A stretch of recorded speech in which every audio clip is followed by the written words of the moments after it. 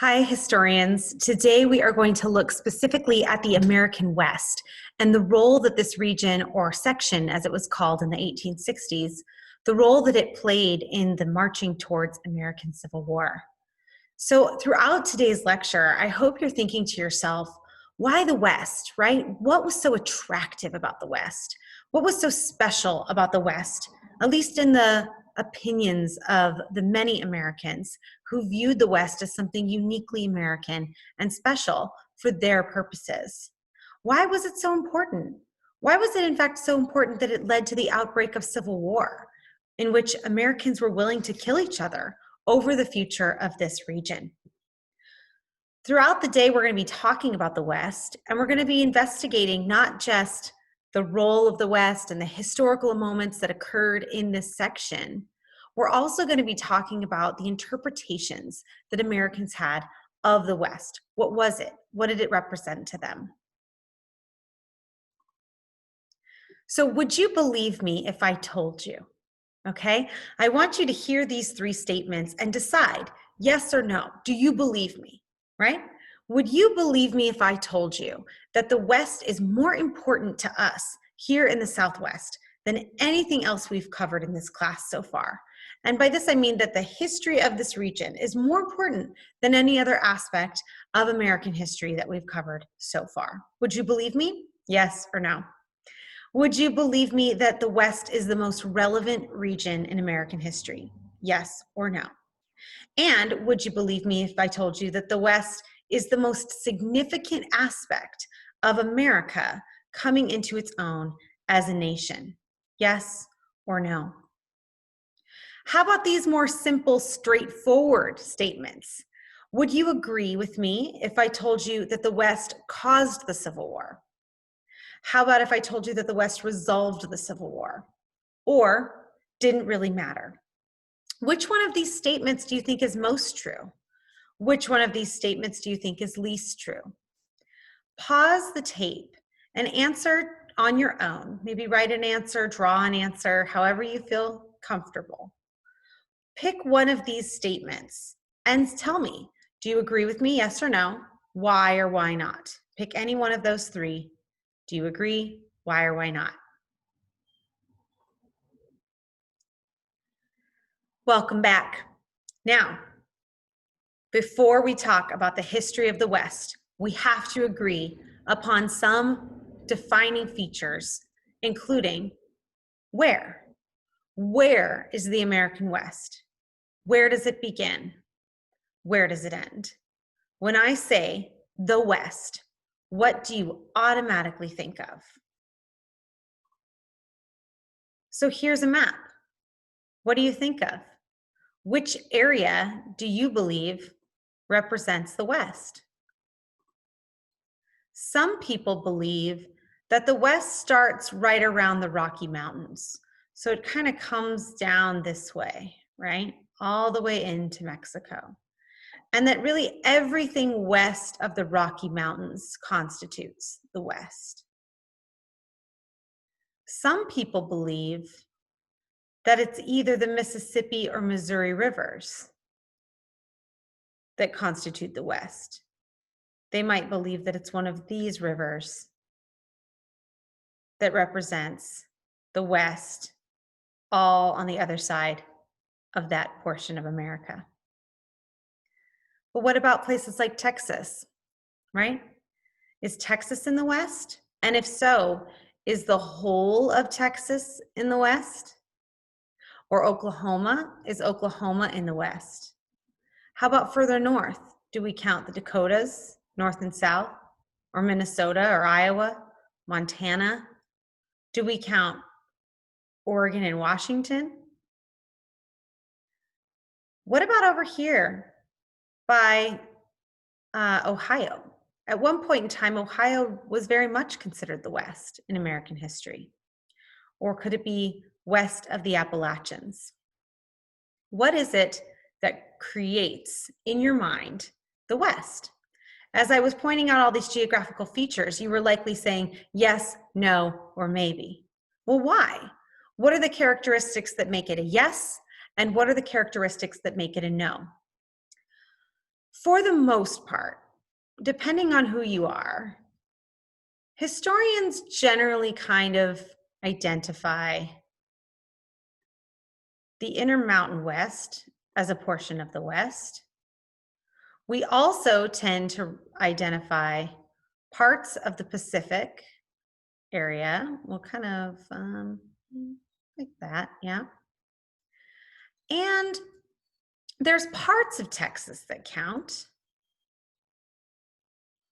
Maybe, I'm gonna undo that. Here, maybe, right? Maybe parts here too. So when you start to think about these colors that you see on the map, typically the characteristics that come up when we talk about the West and where the West is have to do with aridity, right? The West is a very dry place. It is not humid and damp like the East Coast. We might think about the people who lived here, lots of Native American tribes who considered this area home. We might think about the types of Americans who live out here, modern day white Americans or Latinos or African American Americans, right? We might be thinking about the people who populate the West then and now. And what I can tell you for sure is that where is the West, that question is answered depending on what era of history you're discussing. So for today, we're going to look at different moments in American history and all the while map where was the West at the time and why would that matter? Before we begin, Americans in 1890, this is in the years following the Civil War, began to talk about the West as if it was this unique American space, a region unlike any other in the world, where Americans went from sort of kind of aloof European and transformed into rugged individuals of the Americas. In this particular drawing, you have two different images. One is meant to denote European sensibilities. And for example, all these tools this guy has, right? This is sort of European old world. His military uniform, right? He looks like he has quite an allegiance to the crown. You might also see things like the fence posts, right? The agricultural spaces that were carved out and claimed. But what Americans believed was that the West is what made them special. Men are the center of this image as well, but they're significantly smaller. And look at them, even if they do have tools, which I'm sure they do to go climbing mountains and camping and all of those things, they're not belabored by them, right? They're not carrying them. That's not the most important part of the image. What's very important is the individualism, the uniqueness. And in fact, it's this image of wide open space that seems to be the most important part of being an American living in the West. That not only is the space incredible and special and unique, but that will transform you into somebody heroic who can stand on mountains and linger on cliffs, right? This is a unique aspect of American identity in the late 19th century.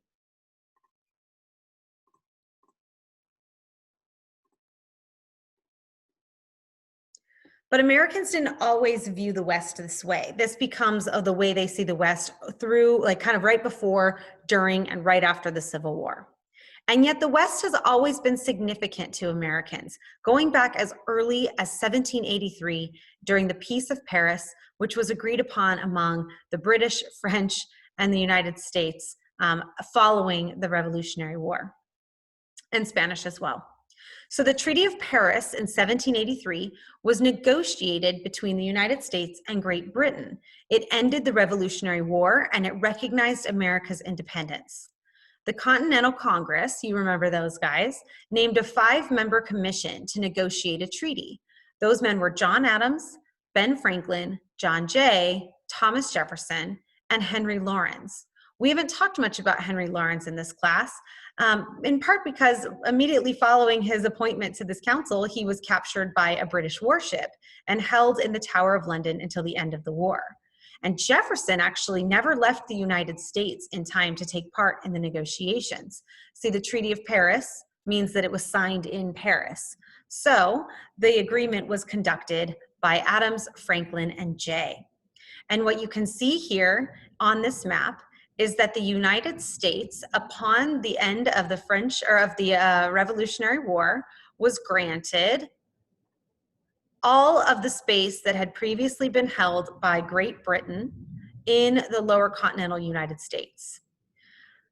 The US and Great Britain laid claims to parts of Canada, but for the most part, Great Britain contained their space in Canada.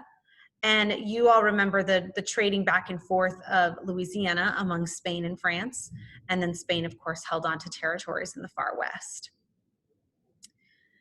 In part, what was negotiated by the United States, remember, and you remember this from the discussion of the Continental Congress and the Articles of Confederation, one of the problems they had was that though this territory that they claimed and that Great Britain ceded to them was all here, Great Britain actually maintained forts all along the west side of the Appalachian Mountains. So anytime Americans wanted to move west, including wanting to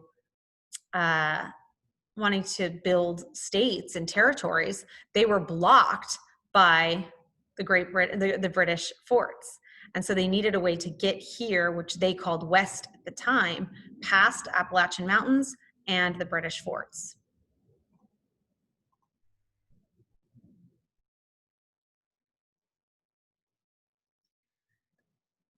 And then the west shifts again, right? You can begin to see over here where it's light blue, you can begin to see that the United States found a way to get past those British troops. They found a way to expand into their held territories. And then they begin to look even further and deeper into the center of the country. So in 1803, you had the Louisiana Purchase, right? And I've told you some of this story, but I want to reiterate it. The United States bought 828,000 square miles of land from France in 1803. The French controlled this territory from about 1699 until 1762, when it became Spanish property because France gave it to Spain as a present. At that time, they were allies. But under Napoleon Bonaparte, France revived their aspirations to build an empire in North America. So the territory was taken back in 1800. However, those big plans were not meant to be, because Napoleon needed to focus his efforts on preparing for war against Great Britain. So he sold the land to the United States, and the price was $15 million. The purchased territory included the whole of today's Arkansas, Iowa, Missouri, Kansas, Oklahoma, Nebraska, parts of Minnesota and Louisiana west of the Mississippi, including New Orleans, big parts of North and Northeastern New Mexico, South Dakota, Northern Texas, and some parts of Wyoming, Montana, and Colorado, as well as portions of Canadian provinces, Alberta and Saskatchewan. It was an enormous purchase. But the trouble with the textbook version of the Louisiana Purchase, what you may have heard before in high school or elementary school, lies with its easy resolution or reduction to a real estate transaction. If you were to just Google Louisiana Purchase, you would probably hear just what I described to you, that the United States purchased it from France in 1803 and they got all this territory for $15 million. But see, Europeans had actually, and you all know this already, they had only really colonized just a small portion of this territory. There were really only like some settlements in certain areas, like over here in parts of Minnesota, in parts of Montana and the Dakotas, and along water sources along this area here and into Texas. Over those areas where they had established control, France sold the territory. They sold the territory to the United States, but not the actual land itself. They sold the right to govern and expand. over the rest, so anywhere that, like right here in New Orleans, for example, or like up here in Minnesota, wherever there were actual cities, the France sold that as like a right to govern and expand into this. But over the rest, this open territory that was mostly just Native American claimed at this time, it sold the right to expand into that territory and negotiate treaties with Native Americans. So France didn't own all this space. France claimed it as theirs and an opportunity to eventually negotiate with Native Americans. So when they sold it to the United States, they didn't necessarily say this is all yours. They said this is yours to attempt to gain, attempt to claim. You can now negotiate with Native people living in this huge amount of territory.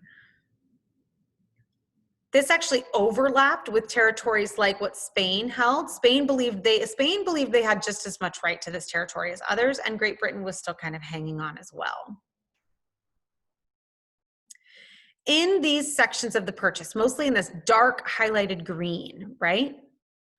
The US acquired the exclusive right to invade or negotiate with indigenous inhabitants for control of their land, or to take it by force if they wanted, or buy it by contract.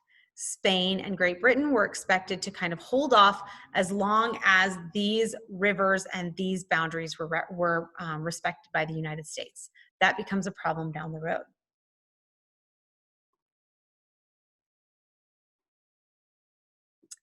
So think back to the question. What is the role of the West? Why is the West so important? You've seen how in 2 cases, the United States has negotiated from foreign entities to claim more territory or the rights to more territory on the interior of the country. But what are they going to do with all that land? What are they planning to create? From this point forward, over the course of the next 5 or 6 slides, you're going to see increasing maps. You're going to constantly be seeing maps. And that's what I want you to be thinking of as a historian. What role is the West playing, right, as America's marching towards civil war? Is it an opportunity or is it a source of conflict? So it's 1820. And for every one of these, like you go back here and look at where all of this territory was all unincorporated. Illinois, Michigan, Indiana, and Mississippi. These were all official territories of the United States.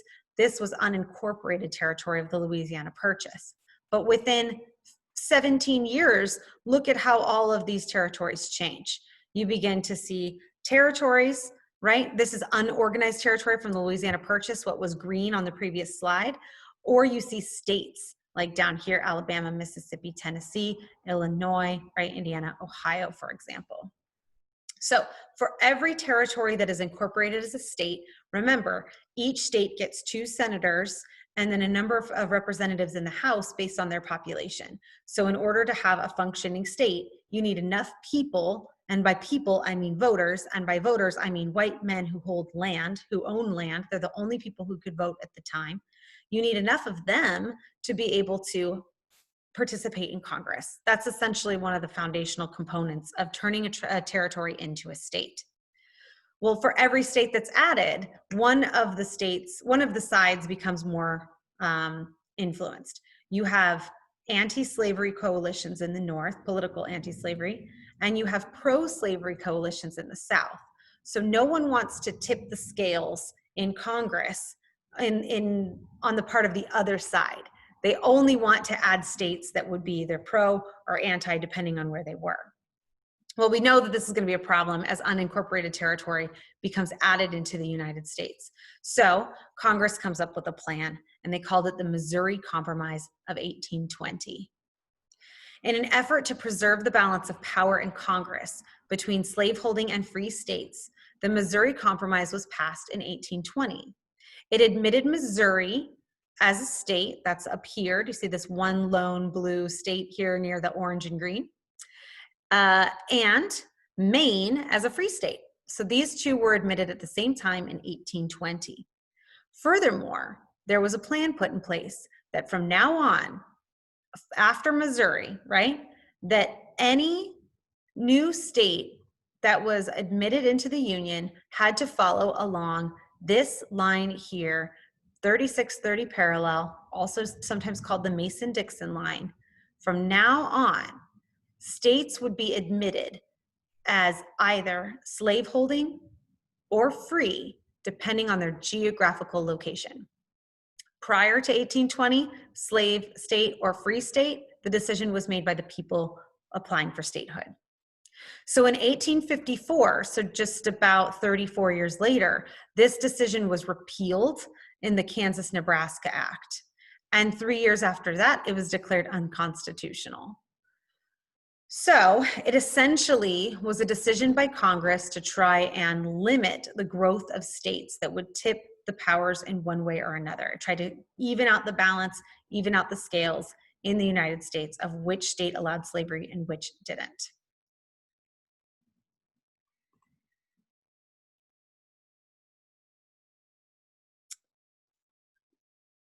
Okay, the role of the West. Remember, what role is the West playing? Previously, we saw that it's playing a significant role in how states are being added to the country, right? Every person's trying to find ways, or every politician's trying to find ways to gain more power through unincorporated territories.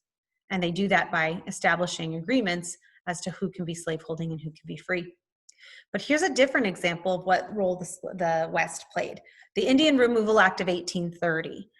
After demanding both political and military action on removing Native Americans from the southern parts of the United States, featured here below this Mason-Dixon line here,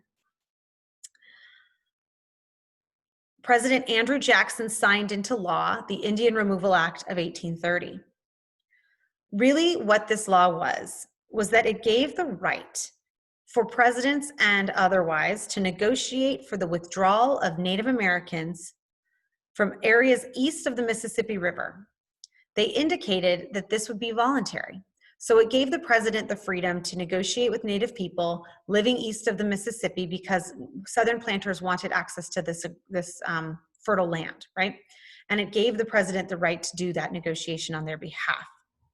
It was supposed to be a voluntary agreement that Native Americans who wanted to move west could be motivated or inspired to move west. And all the tribal leaders of these communities, from what we can tell, for the most part, agreed with this provision. They said that would be fine. They'd be happy to negotiate with the president after Jackson won by a landslide in 1830.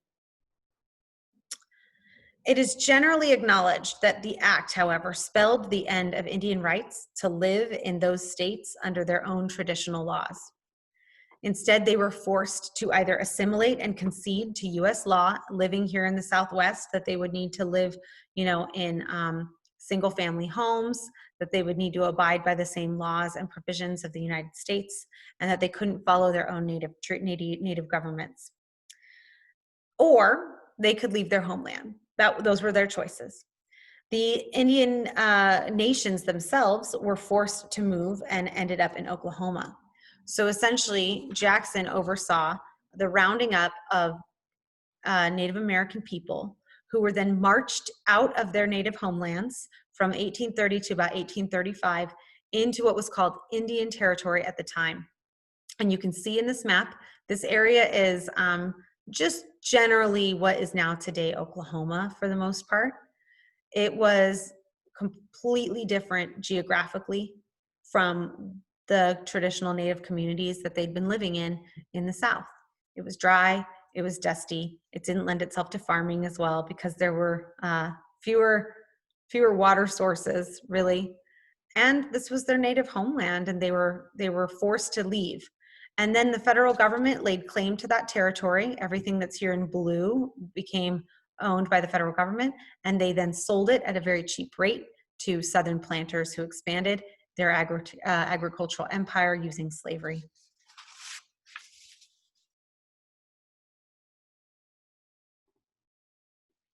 There were 5 major tribes affected by this: the Cherokee, the Chickasaw, the Choctaw Creek, and Seminole. These were called the civilized tribes that had already taken on a degree of integration into a more westernized culture. And by westernized, I mean American, not West geographic, such as they developed or used a written language, and they learned to read and write in English. But it overturned the more concessionary attitude of our first president, George Washington, who aimed for what was called the acculturation of Native communities.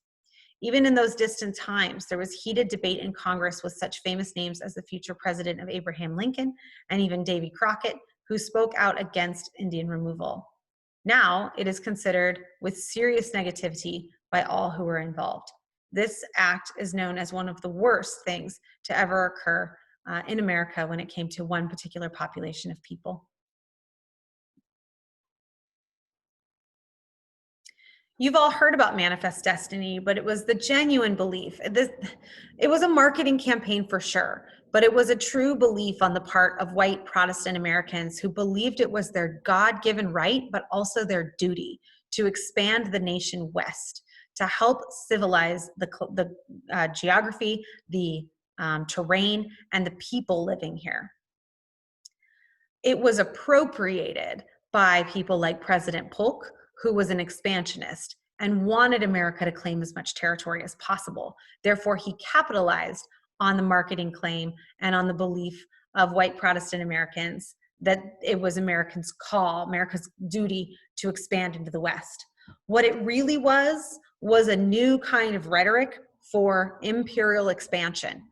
Think back to the very beginning of the semester when we talked about European colonies and how different countries, you know, the Dutch, Great Britain, the French, or the Spanish, how they all had different approaches to colonization, and that what they were doing was building their empires. They were going out to the Americas for extraction of resources and the expansion of territory because that made them wealthier. The United States, as they began to expand into the West, they were doing the exact same thing, but they used the concept of manifest destiny as an excuse in many ways, or as a rallying cry to pretend or convince themselves that they were doing it for the betterment of the world, that they were doing it on the behalf of the savage people living in the West who needed to be civilized. This was rhetoric used to justify empire building. All right, the Texas Revolution. We will talk about this more in depth in the coming days. But this was a period of time when the West played a very prominent role in the future of the country. During the Texas Revolution, a convention of American Texans met in Washington on the Brazos and declared the independence of Texas from Mexico. Texas at the time was claimed by Mexico, not by the United States. It was not considered part of the Louisiana Purchase for the most part.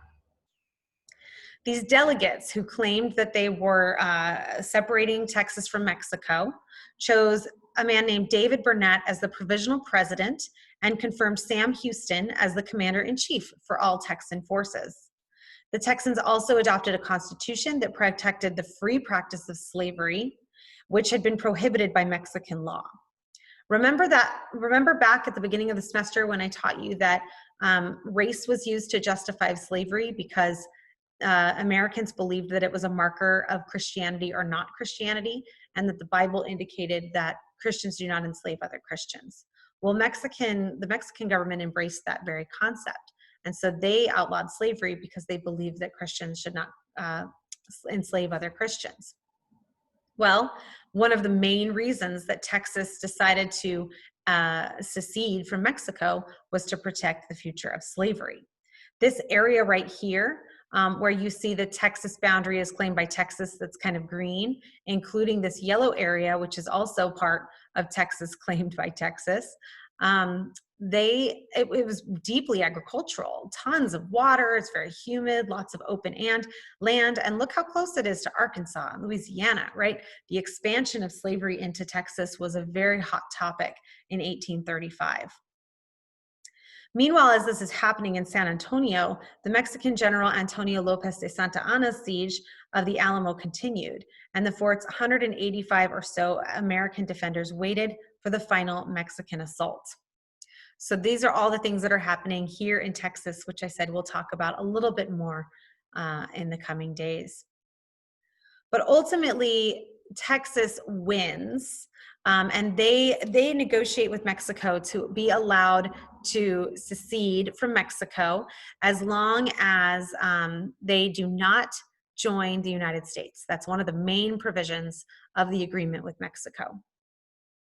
So Texas is its own little republic from 1836 until 1845.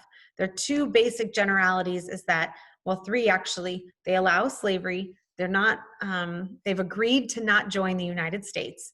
And the people, many of whom living in Texas who have been there for generations, don't necessarily consider themselves Mexican, and they don't really consider themselves American. They believe themselves to be Tejano, right? Texans, Tejano of Texas. And many of them are have mixed cultural heritage, either a combination of Native or Mexican and American, but we can trace these genealogical threads back to many, many generations. So Tejano is actually the appropriate term for people and how they identified at the time. But of course, very soon after Texas becomes its own country, they're actually incorporated into the United States of America. America actually admitted Texas into the Union as the 28th state on December 29th, 1845. So even though Texas said they weren't going to join the United States, they ultimately did. And there's a lot that happens to get them there.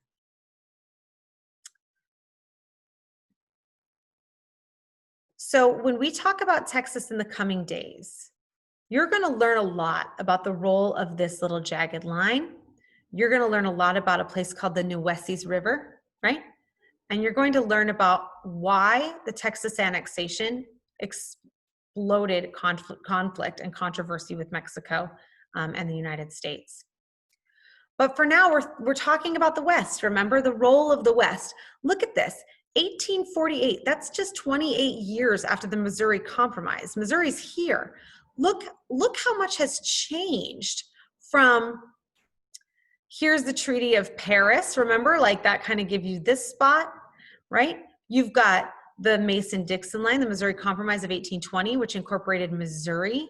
You've got the Indian Removal Acts of 1830, which incorporates Oklahoma, and the Louisiana Purchase of 1803, which incorporated all this unorganized territory. So all of this space has been carved up at this point. It's pretty fascinating that this is what comes down in 1848. The Treaty of Guadalupe Hidalgo, which was signed on February 2nd, 1848, ended the Mexican-American War in favor of the United States. We'll be discussing the Mexican-American War at length. The war had begun almost 2 years earlier with a territorial dispute over, you guessed it, Texas, right?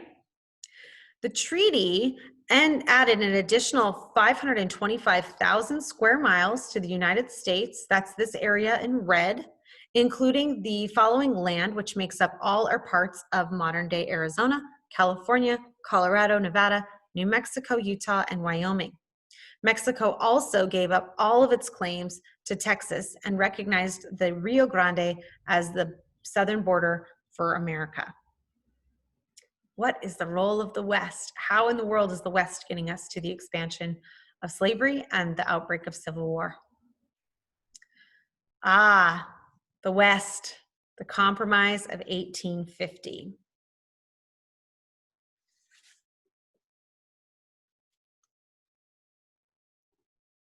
Just as we are going to talk quite a bit about Texas, we are also going to talk quite a bit about California in the coming days. But remember, 2 years prior, in 1848, the United States claimed this whole territory in red, and when Mexico essentially gave it over to them as penance for losing the Mexican-American War.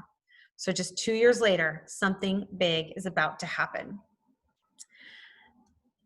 Any guesses as to what is happening in California in 1850? And I'll give you a guess. I'll give you a hint. One of their major NFL football teams is named for what occurred in California between the years of 1848 and 1850. Okay, if you guessed the 49ers, you got it. The gold rush of 1849 to California. So just 1 year, actually within the year, of Mexico giving up all this territory to the United States, gold is discovered in California. Now, I'm going to start toggling back and forth between maps a little bit here and there, just to show you kind of where we were and where we are now. But before I do, I want to remind you, remember this line, the 3630 parallel, that was part of the Missouri Compromise of 1840, or 1820 rather, that included Missouri and Maine? Do you remember that law that we discussed just a few minutes ago? Well, you can see this line halts right here on the edge of New Mexico and what later becomes Arizona. But New Mexico Territory is sort of the name for this area for the next like 70 some years. Well, here's what happens. Like I mentioned, gold is discovered in California, making it a very attractive territory for the United States. California also has the promise of agriculture. If you've ever been to California, you know they have really fertile valleys all along the Sierra Nevada. But California, people living in California who were miners, who were prospectors, right? They did not want slavery in their state. And having watched what Texas had just gone through, they decided to apply for statehood without ever being called a territory, without going through the steps of being a territory. They applied to be admitted as a state in 1850 outright. And of course, the United States wanted to admit them because all of that gold, right? All of that gold, plus the promise of the West Coast. Manifest destiny, baby. Remember, Americans are called to the Pacific from sea to shining sea, and California is their next step.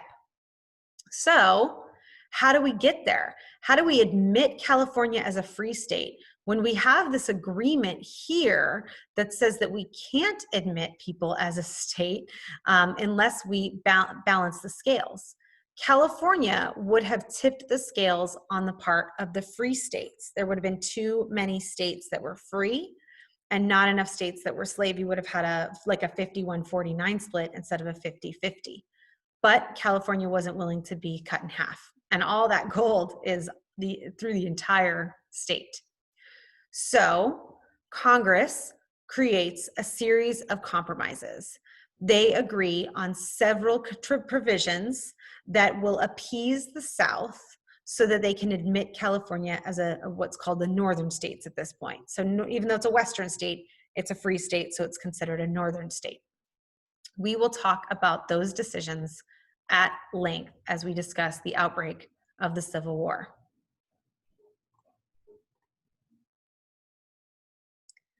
One last thing that happens about 4 years later relating to the outbreak of Civil War and the aftermath of admitting California as a free state. Remember that line? The Mason-Dixon or the 3630 parallel? And you've got it kind of to about here. Well, it no longer exists because of California. And so now Americans have to decide, how do they figure out, after California gets to call their own shots, maybe everybody should get to call their own shots, right? So through the Kansas-Nebraska Act of 1854, Congress decides that right here, Kansas Territory, which wants to be admitted as a state, that they can choose their future as either a slave state or a free state based on popular sovereignty. Remember, popular doesn't mean best liked or most favorite. It means what the populace wants, what the population wants. So essentially, democratic vote. You as a person living in this state, and by you I mean a white male landholder, gets to determine the future of your state. Are you going to be a free state? Are you going to be a slave state? Right? The act essentially repealed the 3630 parallel condition of the Missouri Compromise of 1820, which prohibited slavery north of the Mason-Dixon line. Now, I want you to do me a favor. As I promised you, in the coming days, we're going to talk about several things. We're going to talk about Texas. We're going to talk about California. We're going to also talk about the Kansas-Nebraska Act and the Compromise of 1850. Those are going to be really what we focus on. But I want you to just do a little internet research on your own about the Kansas-Nebraska Act.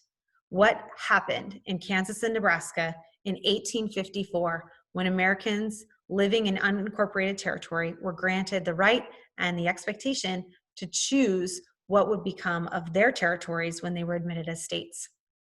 I want you to do that for me on your own, and when we see each other again, we'll have a lot to talk about. 2 more maps to show you, and these are just brief mentions. At the same time that Kansas-Nebraska Act is being passed, America is purchasing land from Mexico, this tiny little sliver in 1853 called the Gadsden Purchase.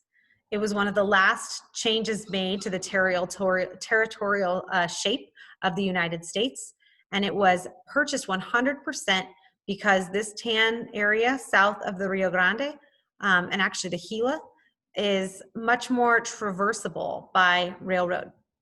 There were also mining deposits found in Arizona in this area, and so the United States wanted access to it as they sought to expand their mining enterprises and build out their railroads. And then finally, remember that question: what was the role of the West? What was the significance of the West? How did it contribute to the outbreak of civil war? Here we are in 1858, and this is what the country looked like. You have exactly half on the bottom and exactly half on the top. Really interesting when you think about it, right? You have the expansion of slavery in the pink states, all wanting to expand west to continue the empire of King Cotton. And you have free states, meaning not slaveholding states in the north, but who are also locked into King Cotton's empire through the industry that came with the Industrial Revolution and the textile mills. So you also have the expansion of territories that are meant to be slave or free, depending on popular sovereignty. And you have essentially the pulling apart of the American country. All right, I look forward to hearing what you have to say in the coming days and coming weeks. And I wish you all well in your individual research.